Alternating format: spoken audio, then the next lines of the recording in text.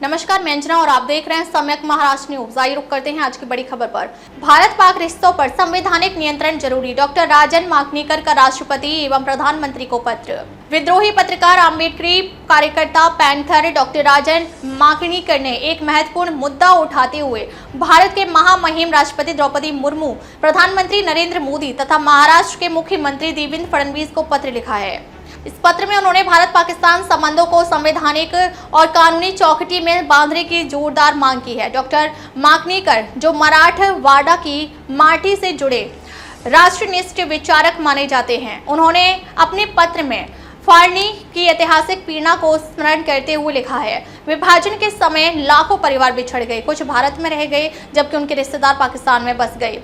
यह वेदना हम समझ सकते हैं, परंतु आज़ादी के 75 वर्षों के बाद भी यदि कुछ लोग भारत में रहकर पाकिस्तान प्रेम पालते हैं तो यह स्थिति राष्ट्र की सुरक्षा के लिए अत्यंत चिंताजनक है।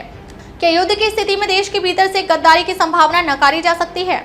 डॉक्टर माकनीकर ने लिखा है कि भारत पाकिस्तान के बीच सीमा तनाव पर सतत स्थिति है।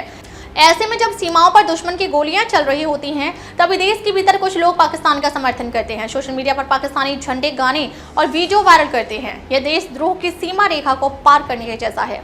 उन्होंने भावनात्मक रिश्तों की आड़ में चल रहे संभावित राष्ट्र विरोध की तरफ सरकार का ध्यान आकर्षित किया है। डॉक्टर माकनीकर की प्रमुख चिंताएं: युद्ध काल में संवेदनशील जानकारी के लीक होने का खतरा, सामाजिक संघर्ष, दंगे और नफरत का माहौल, धार्मिक आधार पर राष्ट्र विरोधी मानसिकता को बल, देश में ही पाकिस्तान के लिए स्लीपर सेल सक्रिय होने की संभावना, कानून उपाय यानी ठोस प्रस्ताव। डॉक्टर माकनीकर ने देश की सुरक्षा को ध्यान में रखते हुए कुछ सशक्त और व्यावहारिक उपाय सुझाए हैं। भारत में रह रहे उन नागरिकों की सूची तैयार की जाए जिनके रिश्तेदार पाकिस्तान में हैं।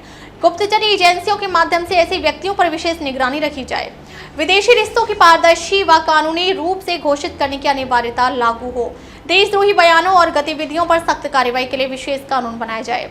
राष्ट्रीय निष्ठा व मूल्य शिक्षण अभियान देश भर के स्कूल कॉलेजों में चलाए जाएं। भारत का संविधान क्या कहता है? भारतीय संविधान का अनुच्छेद 19 यानी 1A प्रत्येक नागरिक को अभिव्यक्ति की स्वतंत्रता देता है, लेकिन अनुच्छेद 19(2) के अनुसार राष्ट्रीय सुरक्षा, सार्वजनिक व्यवस्था और नैतिकता की रक्षा के लिए उचित प्रबंध लगाए जा सकते हैं।